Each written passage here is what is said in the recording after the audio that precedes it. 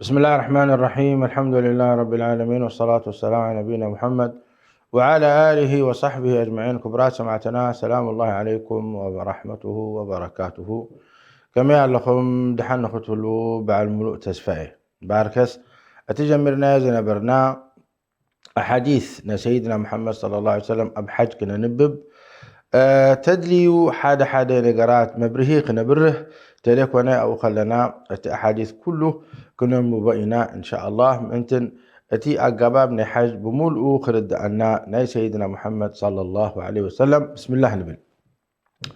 قال الإمام البخاري، طبعا الإمام البخاري كنبنك لنا أنا بتي أساتذة ناتي ومشايخ ناتي وسركوا خبأتهم مالتيو عن دابلو قساع سيدنا محمد صلى الله عليه وسلم بوصحهم مالتيهم أنه يخاق قساع الإمام البخاري رحمه الله تعالى. قبل الإمام البخاري يتحزنا دماء كساب سيدنا محمد صلى الله عليه وسلم. تلازي إذي نقرأ لنا يعني إجازة دليل ما إجازة خنبون إلينا بتي ذهبنا علماء مشايخنا نبلكم. قال الإمام البخاري رحمه الله تعالى: باب التمتع والإقران والإفراد بالحج وفسخ الحج لمن لم يكن معه الهدي.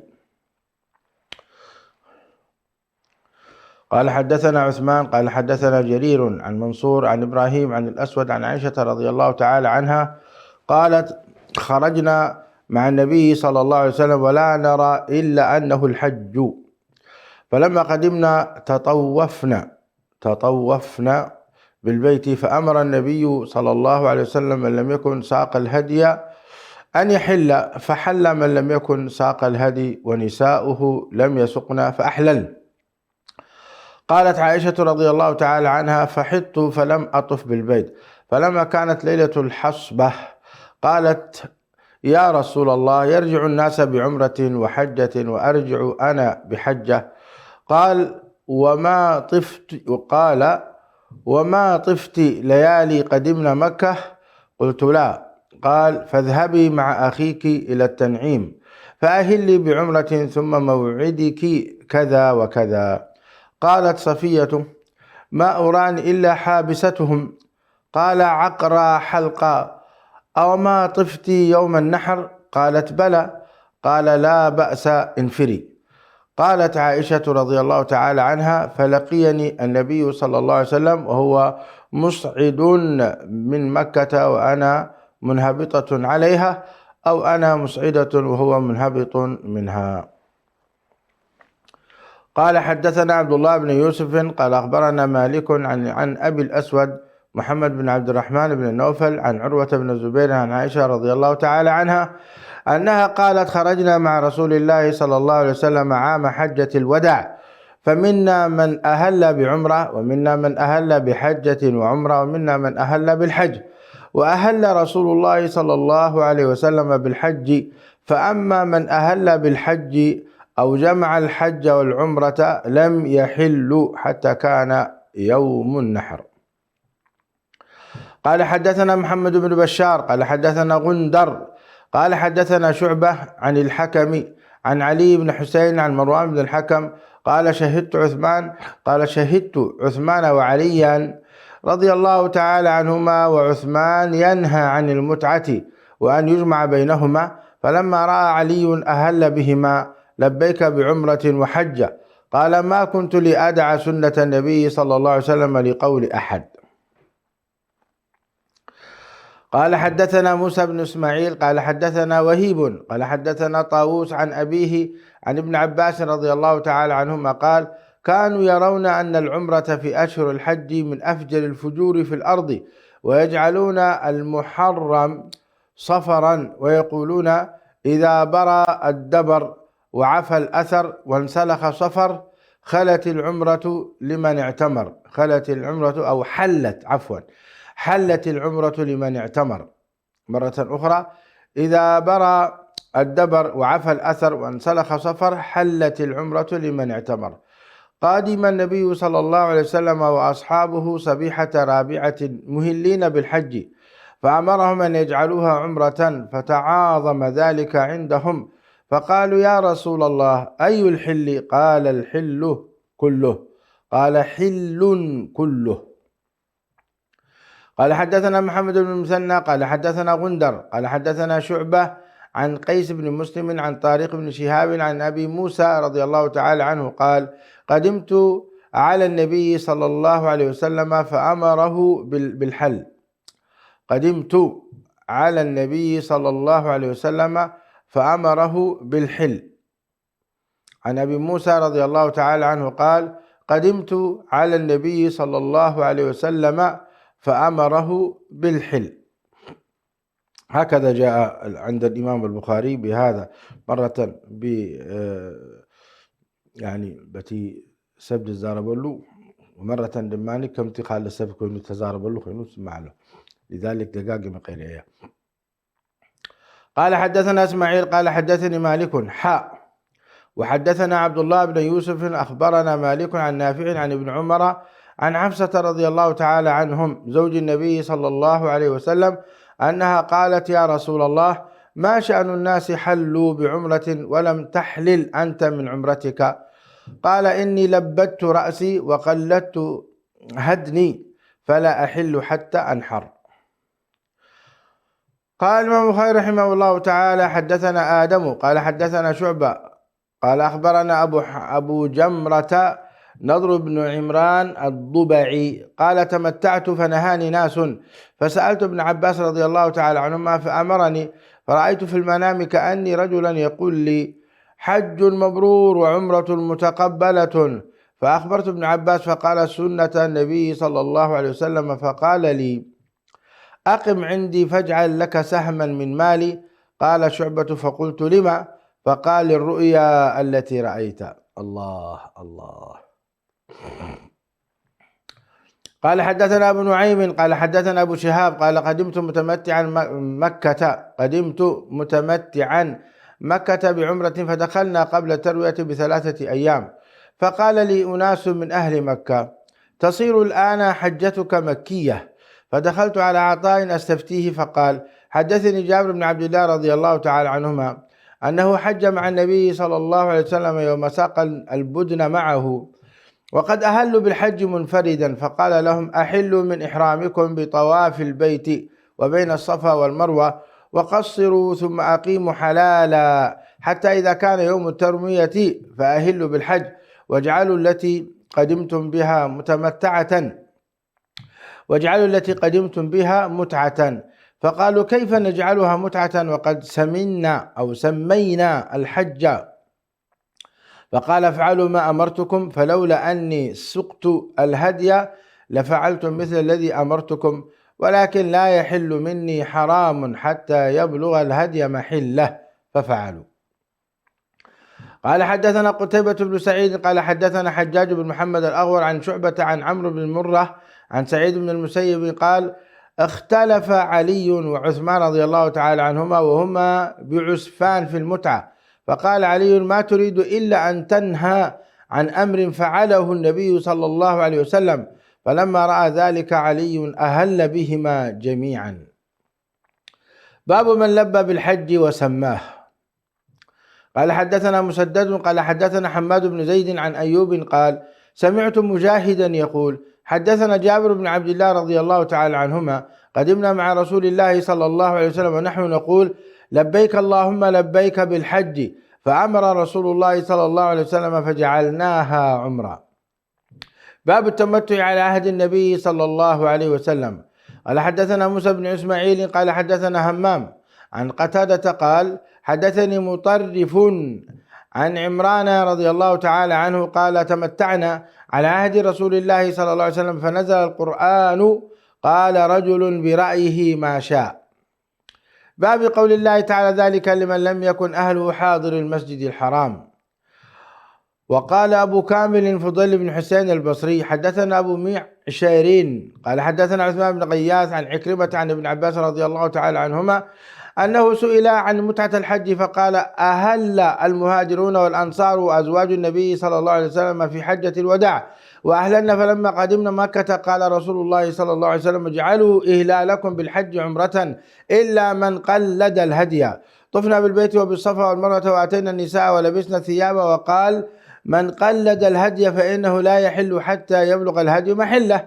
ثم أمرنا عشية التروية أن نهل بالحج، فإذا فرغنا من المناسك جئنا فطفنا بالبيت وبالصفا والمروة فقد تم حجنا وعلينا الهدي كما قال الله تعالى: فما استيسر من الهدي فمن لم يجد فصيام 3 أيام في الحج و7 إذا رجعتم إلى أمصاركم الشاه تجزي. فجمعوا نسكين في عام بين الحج والعمرة، فإن الله تعالى أنزله في كتابه وسنة نبيه صلى الله عليه وسلم وأباحه للناس غير أهل مكة. قال الله: ذلك لمن لم يكن أهله حاضر المسجد الحرام. وأشهر الحج التي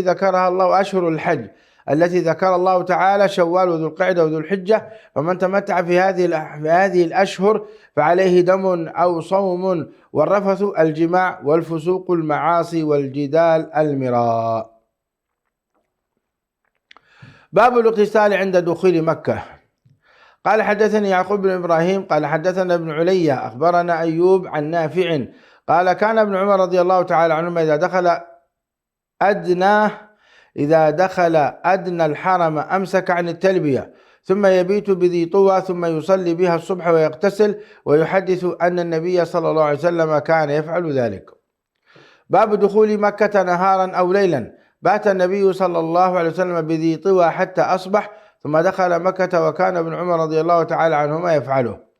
قال حدثنا مسدد قال حدثنا يحيى عن عبيد الله قال حدثني نافع عن ابن عمر رضي الله تعالى عنهما قال: بات النبي صلى الله عليه وسلم بذي طوى حتى أصبح، ثم دخل مكة، وكان ابن عمر رضي الله تعالى عنهما يفعله. باب من أين يدخل مكة. قال حدثنا إبراهيم بن المنذر قال حدثني معا قال حدثني مالك عن نافع عن ابن عمر رضي الله تعالى عنهما قال: كان رسول الله صلى الله عليه وسلم يدخل من الثنية العليا ويخرج من الثنية السفلى. باب من أين يخرج من مكة. قال حدثنا مسدد بن مسرهد البصري قال حدثنا يحيى عن عبيد الله عن نافع عن ابن عمر رضي الله تعالى عنهما أن رسول الله صلى الله عليه وسلم دخل مكة من كداء من الثنية العليا التي بالبطحاء، ويخرج من الثنية السفلى. قال أبو عبد الله: كان يقال هو مسدد كاسمه. قال أبو عبد الله: سمعت يحيى بن معين يقول: سمعت يحيى بن سعيد يقول: لو أن مسددا أتيته في بيته فحدثته لاستحق ذلك، وما أبالي كتبي كانت عندي أو عند مسدد. الله الله الله، هنيئا لمسدد ابن مسرهد رضي الله تعالى عنه رحمه الله، من كبار شيوخ الإمام البخاري، اسمه هكذا مسدد. قال الإمام البخاري رحمه الله تعالى: حدثنا الحميدي ومحمد بن المثنى قال حدثنا سفيان بن عيينة عن هشام بن عروة عن أبيه عن عائشة رضي الله تعالى عنها أن النبي صلى الله عليه وسلم لما جاء إلى مكة دخل من أعلاها وخرج من أسفلها. قال حدثنا محمد بن غيلان المروزي قال حدثنا أبو أسامة قال حدثنا هشام بن عروة عن أبيه عن عائشة رضي الله تعالى عنها أن النبي صلى الله عليه وسلم دخل عام الفتح من كداء، وخرج من كداء أو من كدا من أعلى مكة. قال حدثنا أحمد قال حدثنا ابن وهب قال أخبرنا عمرو عن هشام بن عروة عن أبيه عن عائشة رضي الله تعالى عنها أن النبي صلى الله عليه وسلم دخل عام الفتح من كداء أعلى مكة. قال هشام: وكان عروة يدخل على كلتيهما من كداء وكدى، وأكثر ما يدخل من كداء، وكانت أقربهما إلى منزله. قال حدثنا عبد الله بن عبد الوهاب قال حدثنا حاتم عن هشام عن عروة دخل النبي صلى الله عليه وسلم عام الفتح من كداء من أعلى مكة، وكان عروة أكثر ما يدخل من كداء، وكان أقربهما إلى منزله. قال حدثنا موسى قال حدثنا وهيب قال حدثنا هشام عن أبيه دخل النبي صلى الله عليه وسلم عام الفتح من كداء، وكان عروة يدخل منهما كليهما، وكان أكثر ما يدخل من كداء أقربهما إلى منزله. قال أبو عبد الله: كداء وكدا موضعان. باب فضل مكة وبنيانها وقوله تعالى: وإذ جعلنا البيت مثابة للناس وأمنا واتخذوا من مقام إبراهيم مصلى وعهدنا إلى إبراهيم وإسماعيل أن طهر بيتي للطائفين والعاكفين والركع السجود. وإذ قال إبراهيم رب اجعل هذا بلدا آمنا وارزق أهله من الثمرات من آمن منهم بالله واليوم الآخر قال ومن كفر فأمتعه قليلا ثم أضطره إلى عذاب النار وبئس المصير. وإذ يرفع إبراهيم القواعد من البيت وإسماعيل ربنا تقبل منا إنك أنت السميع العليم ربنا واجعلنا مسلمين لك ومن ذريتنا أمة مسلمة لك وأرنا مناسكنا وتب علينا إنك أنت التواب الرحيم. قال حدثنا عبد الله بن محمد قال حدثنا أبو عاصم قال أخبرني ابن جريج قال أخبرني عمرو بن دينار قال سمعت جابر بن عبد الله رضي الله تعالى عنهما قال لما بنيت الكعبة ذهب النبي صلى الله عليه وسلم وعباس ينقلان الحجارة فقال العباس للنبي صلى الله عليه وسلم اجعل إزارك على رقبتك فخر إلى الأرض وطمحت عيناه إلى السماء فقال أرني إزاري فشده عليه. الله، هذه علامة من علامات النبوة. لا ينتهي بلاله سيدنا محمد عليه الصلاة والسلام مكان فرست أبجزية قريش كالرواية لم تمريسهم فسيدنا محمد عليه الصلاة والسلام مسؤول يري يسرح فحاوب يلوه من تصبح رها تسرح اتقدان كحفر بالكبر إسحاق برا حاب مسبله عوران سيدنا محمد ترى مالتي وأخلوه وريقهم زيت حديث قال أجزاكم ببلكم. قال حدثنا عبد الله بن محمد قال حدثنا أبو عاصم قال أخبرني ابن جريج قال أخبرني عمرو بن دينار قال سمعت جابر بن عبد الله رضي الله تعالى عنهما قال لما بنيت الكعبة ذهب النبي صلى الله عليه وسلم وعباس ينقلان الحجارة فقال العباس للنبي صلى الله عليه وسلم اجعل إزارك على رقبتك فخر إلى الأرض وطمحت عيناه إلى السماء فقال أرني إزاري فشده عليه. قال حدثنا عبد الله بن مسلمة عن مالك عن ابن شهاب عن سالم بن عبد الله أن عبد الله بن محمد بن أبي بكر أخبر عبد الله بن عمر عن عائشة رضي الله تعالى عنها عن عائشة رضي الله تعالى عنهم زوج النبي صلى الله عليه وسلم أن رسول الله صلى الله عليه وسلم قال لها ألم تري أن قومك لما بنوا الكعبة اقتصروا عن قواعد إبراهيم؟ فقلت يا رسول الله ألا تردها على قواعد إبراهيم؟ قال لولا حدثاء قومك بالكفر لفعلت. فقال عبد الله رضي الله تعالى عنه لئن كانت عائشة رضي الله عنها سمعت هذا من رسول الله صلى الله عليه وسلم ما أرى رسول الله صلى الله عليه وسلم ترك استلام الركنين اللذين يليان الحجر إلا أن البيت لم يتمم على قواعد إبراهيم. عجبا عجبا. قال حدثنا مسدد قال حدثنا أبو الأحوص حدثنا أشعث عن الأسود بن يزيد عن عائشة رضي الله تعالى عنها قالت سألت النبي صلى الله عليه وسلم عن الجدر أمن البيت هو؟ قال نعم. قلت فما لهم لم يدخلوه في البيت؟ قال إن قومك قصرت بهم النفقة. قلت فما شأن بابه مرتفعا؟ قال فعل ذلك قومك ليدخلوا من شاء ويمنعوا من شاء ولولا أن قومك حديث عهد بالجاهلية فأخاف أن تنكر قلوبهم أن أدخل الجدر في البيت وأن ألصق بابه بالأرض. قال حدثنا عبيد بن إسماعيل قال حدثنا أبو أسامة عن هشام عن أبيه عن عائشة رضي الله تعالى عنها قالت قال لي رسول الله صلى الله عليه وسلم لولا حداثة قومك بالكفر لنقضت البيت ثم لبنيته على أساس إبراهيم عليه السلام فإن قريشا استقصرت بناءه وجعلت له خلفا. قال أبو معاوية حدثنا هشام خلفا يعني بابا. قال حدثنا بيان بن عمرو قال حدثنا يزيد قال حدثنا جرير بن حازم قال حدثنا يزيد بن رومان عن عروة عن عائشة رضي الله تعالى عنها أن النبي صلى الله عليه وسلم قال لها يا عائشة لولا أن قومك حديث عهد بجاهلية لأمرت بالبيت فهدم فأدخلت فيه ما أخرج منه وألزقته بالأرض وجعلت له بابين بابا شرقيا وبابا غربيا فبلغت به أساس إبراهيم فذلك الذي حمل ابن الزبير رضي الله تعالى عنهما على هدمه. قال يزيد: وشهدت ابن الزبير حين هدمه وبناه وأدخل فيه من الحجر، وقد رأيت أساس إبراهيم حجارة كأسنمة الإبل. قال جرير: فقلت له: أين موضعه؟ قال: أريكه الآن. فدخلت معه الحجر فأشار إلى مكان فقال: ها هنا. قال جرير: فحزرت من الحجر 6 أذرع أو نحوها. باب فضل الحرم وقول الله تعالى: إنما أمرت أن أعبد رب هذه البلدة الذي حرم وله كل شيء وأمرت أن أكون من المسلمين. وقوله جل ذكره: أولم نمكن لهم حرما آمنا يجبى إليه ثمرات كل شيء رزقا من لدنا ولكن أكثرهم لا يعلمون.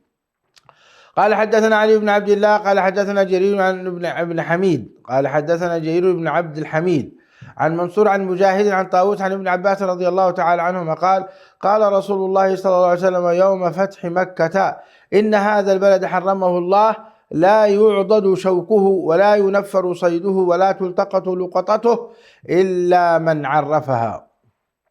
باب توريث دور مكة وبيعها وشرائها، وأن الناس في المسجد الحرام سواء، خاصة لقوله تعالى: باب توريث دور مكة وبيعها وشرائها، وأن الناس في المسجد الحرام سواء، خاصة لقوله تعالى: إن الذين كفروا يصدون عن سبيل الله والمسجد الحرام الذي جعلناه للناس سواء العاكف فيه والباد ومن يرد فيه بإلحاد بظلم نذقه من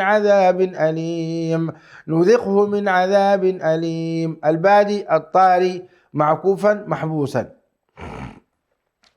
قال الإمام البخاري رحمه الله تعالى: حدثنا أصبغ قال أخبرني ابن وهب عن يونس عن ابن شهاب عن علي بن حسين عن عمرو بن عثمان عن عسامة بن يزيد رضي الله تعالى عنهم أنه قال: يا رسول الله، أين تنزل في دارك بمكة؟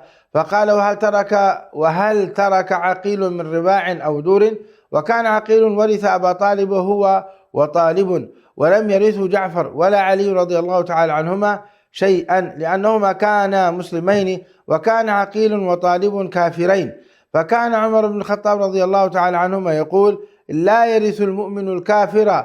قال ابن شهاب: وكانوا يتأولون قول الله تعالى: إن الذين آمنوا وهاجروا وجاهدوا بأموالهم وأنفسهم في سبيل الله والذين آووا ونصروا أولئك بعضهم أولياء بعض. الآية. باب نزول النبي صلى الله عليه وسلم مكة. قال حدثنا أبو اليمان قال أخبرنا شعيب عن الزهري قال: حدثني أبو سلمة أن أبا هريرة رضي الله تعالى عنه قال: قال رسول الله صلى الله عليه وسلم حين أراد قدوم مكة: منزلنا غدا إن شاء الله بخيف بني كنانة حيث تقاسموا على الكفر. قال الإمام البخاري رحمه الله تعالى: حدثنا الحميدي قال حدثنا الوليد قال حدثنا أوزاعي قال حدثني الزهري عن أبي سلمة عن أبي هريرة رضي الله تعالى عنه قال: قال النبي صلى الله عليه وسلم: من الغد يوم النحر وهو بمنى، نحن نازلون غدا بخيف بن كنانة حيث تقاسموا على الكفر، يعني ذلك المحصب. وذلك أن قريشا وكنانة تحالفت على بني هاشم وبني عبد المطلب أو بني المطلب أن لا يناكحوهم ولا يبايعوهم حتى يسلموا إليهم النبي صلى الله عليه وسلم. وقال سلامة عن عقيل ويحيى بن الضحاك عن الأوزاعي: أخبرني ابن شهاب وقال: بني هاشم وبني المطلب. قال أبو عبد الله: بني المطلب أشبه. باب قول الله تعالى: وإذ قال إبراهيم رب اجعل هذا بلدا آمنا واجنبني وبني أن نعبد الأصنام رب إنهن أضللن كثيرا من الناس فمن تبعني فإنه مني ومن عصاني فإنك غفور رحيم ربنا إني أسكنت من ذريتي بواد غير ذي زرع عند بيتك المحرم ربنا ليقيموا الصلاة فاجعل أفئدة من الناس تهوي إليهم. الآية. قال باب قول الله تعالى: جعل الله الكعبة البيت الحرام قياما للناس والشهر الحرام والهدي والقلائد ذلك لتعلموا أن الله يعلم ما في السماوات وما في الأرض وأن الله بكل شيء عليم. قال حدثنا علي بن عبد الله قال حدثنا سفيان قال حدثنا زياد بن سعد عن الزهري عن سعيد بن المسيب عن أبي هريرة رضي الله تعالى عنه عن النبي صلى الله عليه وسلم قال: يخرب الكعبة ذو السويقتين من الحبشة. أعوذ بالله زير إخالها ودعدنا ذبلاشوان كعبة المكرفة كمتى يخون جاتم كاب تجراي ديو ولا كاب إثيوبيا ديو كاب إريترا ديو الله أعلم. إلهم سيدنا محمد صلى الله عليه وسلم يخرب الكعبة ذو السويقتين من الحبشة. قال حدثنا يحيى بن بكير قال حدثنا الليث عن عقيل عن ابن شهاب عن عروة عن عائشة رضي الله تعالى عنها يعني تحويل السند كاب سند زين أبكال السند أتوالنا مالتي. وحدثني محمد بن مقاتل قال أخبرني عبد الله وابن مبارك قال أخبرنا محمد بن أبي حفصة عن الزهري عن عروة عن عائشة رضي الله تعالى عنها قالت: كانوا يصومون عاشوراء قبل أن يفرض رمضان وكان يوما تستر فيه الكعبة، فلما فرض الله رمضان قال رسول الله صلى الله عليه وسلم: من شاء أن يصومه فليصمه ومن شاء أن يتركه فليتركه. قال حدثنا أحمد قال حدثنا أبي قال حدثنا إبراهيم عن الحجاج بن حجاج عن قتادة عن عبد الله بن عتبة عن أبي سعيد الخدري رضي الله تعالى عنه عن النبي صلى الله عليه وسلم قال: لا يحجن البيت ولا يعتمرن بعد خروج يأجوج ومأجوج. لا يحجن البيت ولا يعتمرن بعد خروج يأجوج ومأجوج.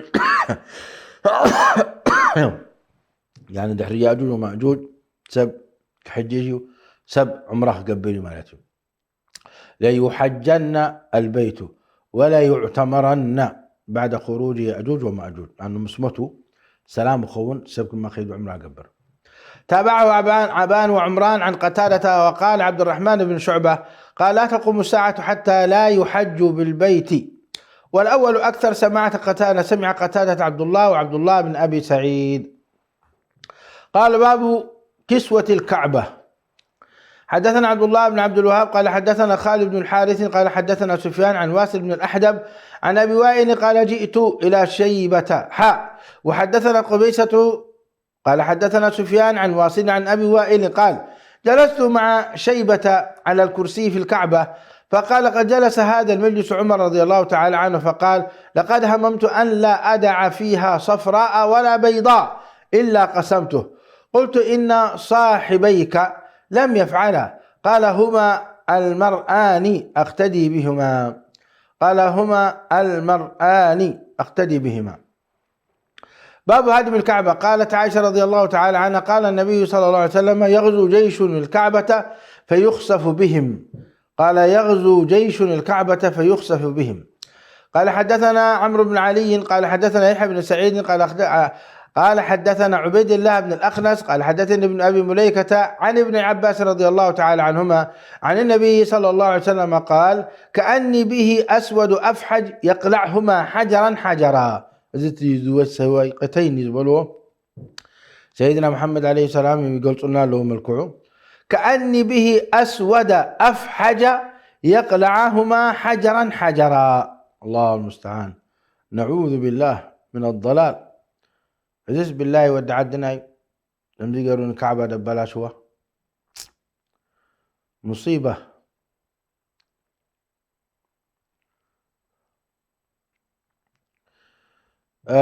أفحج مالتي كم زي تي قلت إقارو براكتي مثلا تقارو هو يخلها إلى مخا كان به أسود أفحج. إذا كان الحافظ بن حجر قال: أفحج أي تباعد ما بين الساقين. يجمعوا قارهم براكيت مسلو أبعدنا منهم كاب تقاروديوم ولا خاب إثيوبياديوم ولا خاب إريتراديوم قالوا اللي كأن به أسود أفحج يقلعهما حجرا حجرا، نعوذ بالله. ساعة شعوت كفر كاستمر مالتي أبعد حبشة. لا حول ولا قوة إلا بالله. قال الإمام البخاري رحمه الله تعالى في باب هدم الكعبة قال حدثنا يحيى بن بكير قال حدثنا الليث عن يونس عن ابن شهاب عن سعيد بن المسيب أن أبا هريرة رضي الله تعالى عنه قال قال رسول الله صلى الله عليه وسلم يخرب الكعبة ذو السويقتين من الحبشة. باب ما ذكر في الحجر الأسود. قال حدثنا محمد بن كثير قال أخبرنا سفيان عن الأعمش عن إبراهيم عن عابس بن ربيعة عن عمر رضي الله تعالى عنه أنه جاء إلى الحجر الأسود فقبله فقال إني أعلم أنك حجر لا تضر ولا تنفع، ولولا أني رأيت النبي صلى الله عليه وسلم يقبلك ما قبلتك. باب إغلاق البيت ويصلي في أي نواحي البيت شاء.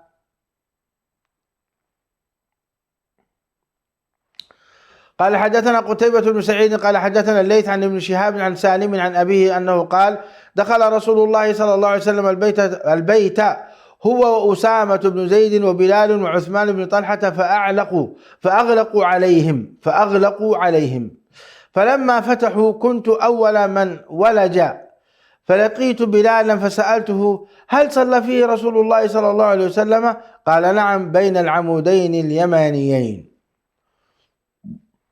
باب الصلاة في الكعبة. قال حدثنا أحمد بن محمد قال أخبرنا عبد الله قال أخبرنا موسى بن عقبة عن نافع عن ابن عمر رضي الله تعالى عنهما أنه كان إذا دخل الكعبة مشى قبل الوجه حين يدخل ويجعل الباب قبل ظهره يمشي حتى يكون بينه وبين الجدار الذي قبل وجهه قريبا من 3 أذرع فيصلي يتوخى المكان الذي أخبره بلال أن رسول الله صلى الله عليه وسلم صلى فيه، وليس على أحد بأس أن يصلي في أي نواحي البيت شاء. باب من لم يدخل الكعبة وكان ابن عمر رضي الله تعالى عنهما يحج كثيرا ولا يدخل. قال حدثنا مسدد قال أخبرنا قال حدثنا مسدد قال حدثنا خالد بن عبد الله قال حدثنا إسماعيل بن أبي خالد عن عبد الله بن أوفى قال اعتمر رسول الله صلى الله عليه وسلم فطاف بالبيت وصلى خلف المقام ركعتين ومعه من يستره من الناس، فقال له رجل أدخل رسول الله صلى الله عليه وسلم الكعبة؟ قال لا. باب من كبر في نواحي الكعبة. قال حدثنا أبو معمر قال حدثنا عبد الوارث قال حدثنا أيوب قال حدثنا عكرمة عن ابن عباس رضي الله تعالى عنهما قال إن رسول الله صلى الله عليه وسلم لما قدم أبى أن يدخل البيت وفيه الآلهة فأمر بها فأخرجت فأخرجوا صورة إبراهيم وإسماعيل في أيديهما الأزلام، فقال رسول الله صلى الله عليه وسلم قاتلهم الله أما والله لقد علموا أنهما لم يستقسما بها قط، فدخل البيت فكبر في نواحيه ولم يصلي فيه. باب كيف كان بدء الرمل.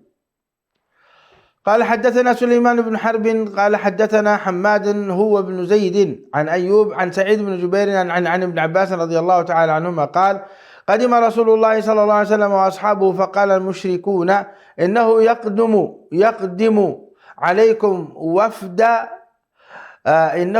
عليكم وقد وهنهم حمى يثرب، فأمرهم النبي صلى الله عليه وسلم أن يرملوا الأشواط 3 وأن يمشوا بين الركنين، ولم يمنعهم أن يأمرهم أن يرملوا الأشواط كلها إلا الإبقاء عليهم. باب استلام الحجر الأسود حين يقدم مكة أول ما يطوف ويرمل 3. قال حدثنا أصبغ بن الفرج أخبرني ابن وهب عن يونس عن ابن شهاب عن سالم عن أبي رضي الله تعالى عنه قال رأيت رسول الله صلى الله عليه وسلم حين قدم مكة إذا استلم الركن الأسود أول ما يطوف يخب 3 أطواف من السبع. يخب يعني يرمل. باب الرمل في الحج والعمرة. قال حدثني محمد قال حدثنا سريج أو سريج بن النعمان قال حدثنا فليح عن نافع عن ابن عمر رضي الله تعالى عنهما قال سعى النبي صلى الله عليه وسلم 3 أشواط ومشى 4 في الحج والعمرة. تابعه الليث قال حدثني كثير بن فرقد عن نافع عن ابن عمر رضي الله تعالى عنهما عن النبي صلى الله عليه وسلم قال حدثنا سعيد بن أبي مريم قال أخبرنا محمد بن جعفر قال أخبرني يزيد بن أسلم عن أبيه عن عمر رضي الله تعالى عنه قال للركن أما والله إني لأعلم أنك حجر لا تضر ولا تنفع، ولولا أني رأيت النبي صلى الله عليه وسلم استلمك ما استلمتك فاستلمه. ثم قال فما لنا وللرمل إنما كنا رأينا به المشركين وقد أهلكهم الله. ثم قال شيء صنعه النبي صلى الله عليه وسلم فلا نحب أن نتركه، إنما كنا رأينا به المشركين وقد أهلكهم الله. ثم قال شيء صنعه النبي صلى الله عليه وسلم فلا نحب أن نتركه. نعم زيتي أسباب ناي 3 شع لاقوا يخا طواف مكبار زي رمل يبهل رمل. فنمتى إذا أن حج رمل تقبروا لكم قدمسي تم كفار قريش إي زي أتمسي عصو ناي مدينة سي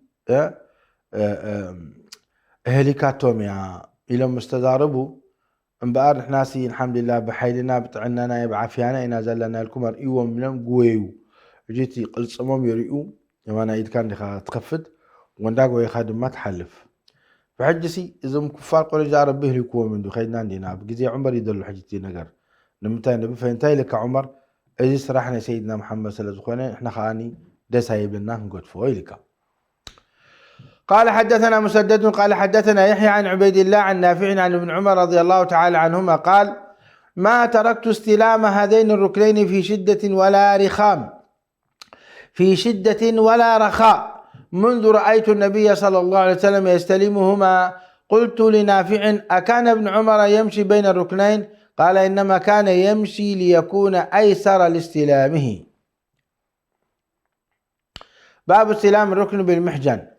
قال حدثنا حمد بن صالح ويحيى بن سليمان قال حدثنا ابن وهب قال أخبرني يونس عن ابن شهاب عن عبيد الله بن عبد الله عن ابن عباس رضي الله تعالى عنهما قال طاف النبي صلى الله عليه وسلم في حجة الوداع على بعير يستلم الركن بمحجن. طاف النبي صلى الله عليه وسلم في حجة الوداع على بعير يستلم الركن بمحجن. تابعه الدراوردي عن ابن أخي الزهري عن عمه. باب من لم يستلم إلا الركنين اليمانيين. وقال محمد بن بكير أخبرنا ابن جريج قال أخبرنا عمرو بن دينار عن أبي الشعثاء أنه قال ومن يتقي شيئا من البيت. وكان معاوية يستلم الأركان فقال له ابن عباس رضي الله تعالى عنهما إنه لا يستلم هذان الركنان، فقال ليس شيء من البيت مهجورا. وكان ابن الزبير رضي الله تعالى عنهما يستلمهن كلهن. قال حدثنا أبو الوليد قال حدثنا ليث عن ابن شهاب عن سالم بن عبد الله عن أبيه رضي الله تعالى عنهما قال لم أرى النبي صلى الله عليه وسلم يستلم من البيت إلا الركنين اليمانيين. باب تقبيل الحجر. قال حدثنا أحمد بن سنان قال حدثنا يزيد بن هارون قال أخبرنا ورقاء قال أخبرنا زيد بن أسلم عن أبيه قال رأيت عمر بن الخطاب رضي الله تعالى عنه قبل الحجر وقال لولا أني رأيت رسول الله صلى الله عليه وسلم قبلك ما قبلتك. قال حدثنا مسدد قال حدثنا حماد بن الزبير عن عربي قال سأل رجل ابن عمر رضي الله تعالى عنهما عن استلام الحجر فقال رأيت رسول الله صلى الله عليه وسلم يستلمه ويقبله. قال قلت أرأيت إن زحمت أو زحمت أرأيت إن غلبت؟ قال اجعل أرأيت باليمن رأيت رسول الله صلى الله عليه وسلم يستلمه ويقبله. قال اجعل أرأيت باليمن رأيت رسول الله صلى الله عليه وسلم يستلمه ويقبله. باب من أشار إلى الركن إذا أتى عليه. قال حدثنا محمد بن المثنى قال حدثنا عبد الوهاب قال حدثنا خالد بن عكرمة عن ابن عباس رضي الله تعالى عنهما قال طاف النبي صلى الله عليه وسلم البيت على بعير كلما أتى على الركن أشار إليه. باب التكبير عند الركن. قال حدثنا مسدد قال حدثنا خالد بن عبد الله قال حدثنا خالد الحذاء عن عكرمة عن ابن عباس رضي الله تعالى عنهما قال طاف النبي صلى الله عليه وسلم بالبيت على بعير، كلما أتى الركن أشار إليه بشيء كان عنده وكبر. تابع إبراهيم بن طهمان عن خالد الحذاء. باب من طاف بالبيت إذا قدم مكة قبل أن يرجع إلى بيته ثم صلى ركعتين ثم خرج إلى الصفا. قال حدثنا أصبغ عن ابن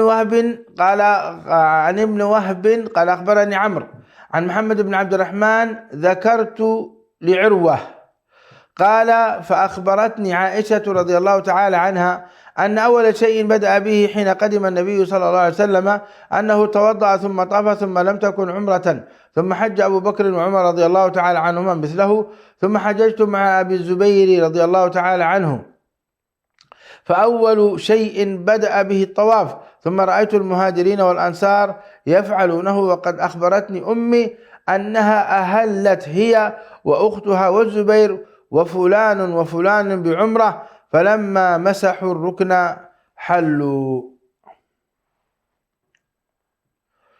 قال حدثنا إبراهيم بن المنذر قال حدثنا أبو ضمرة عن أنس قال حدثنا موسى بن عقبة عن نافع عن عبد الله بن عمر رضي الله تعالى عنهما أن رسول الله صلى الله عليه وسلم كان إذا طاف في الحج أو العمرة أول ما يقدم سعى 3 أطواف ومشى 4 ثم سجد سجدتين ثم يطوف بين الصفا والمروة. قال حدثنا إبراهيم بن المنذر قال حدثنا أنس بن عياض عن عبيد الله عن نافع عن ابن عمر رضي الله تعالى عنهما أن النبي صلى الله عليه وسلم كان إذا طاف بالبيت الطواف الأول يخب 3 أطواف ويمشي 4، وأنه كان يسعى بطن المسيل إذا طاف بين الصفا والمروة. كان يسعى بطن المسيل إذا طاف بين الصفا والمروة. باب طواف النساء مع الرجال. وقال عمرو بن علي قال حدثنا أبو عاصم قال ابن جريج أخبرنا قال أخبرني عطاء إذا منع ابن هشام النساء الطواف مع الرجال. قال أخبرني عطاء إذ منع ابن هشام النساء الطواف مع الرجال. قال كيف يمنعهن وقد طاف نساء النبي صلى الله عليه وسلم مع الرجال؟ قلت أبعد الحجاب أو قبله أبعد الحجاب أم قبله؟ قلت أبعد الحجاب أم قبله؟ قال إي لعمري لقد أدركته بعد الحجاب. قلت كيف يخالطنا الرجال؟ قال لم يكن يخالطنا، كانت عائشة رضي الله تعالى عنها تطوف حجرة من الرجال لا تخالطهم. فقالت امرأة انطلقي نستلم يا أم المؤمنين، قالت عنك وأبت، يخرجن متنكرات بليل فيطفن مع الرجال، ولكنهن كنا إذا دخلنا البيت قمنا حتى يدخلن وأخرج الرجال، وكنت آتي عائشة أنا وعبيد بن عمير وهي مجاورة في جوف ثبير. قلت وما حجابها؟ قال هي في قبة تركية لها عشاء وما بيننا وبينها غير ذلك، ورأيت عليها درعا موردا. رضي الله تعالى عن الصحابيات. قال حدثنا إسماعيل قال حدثنا مالك عن محمد بن عبد الرحمن بن نوفل عن عروة بن الزبير عن زينب بنت أبي سلمة عن أم سلمة رضي الله تعالى عنها زوج النبي صلى الله عليه وسلم قالت شكوت إلى رسول الله صلى الله عليه وسلم أني أشتكي، فقال طوفي من وراء الناس وأنت راكبة، فطفت ورسول الله صلى الله عليه وسلم حينئذ يصلي إلى جنب البيت وهو يقرأ والطور وكتاب مسطور، فطفت ورسول الله صلى الله عليه وسلم حينئذ يصلي إلى جنب البيت وهو يقرأ والطور وكتاب مسطور. باب الكلام في الطواف. سنقفها هنا إن شاء الله. أبدو دوكن بلنا باب الكلام والطواف إن شاء الله. ربي يقبلنا ويقبلكم من سيدنا محمد عليه الصلاة والسلام سفرنا يكون دبركم أبدتك بليكم برات سمعتنا أني اللي تنيلكم لسمعكم مني درجة 100 زخوف حديث قرئنا. اللهم صل وسلم وبارك على سيدنا محمد.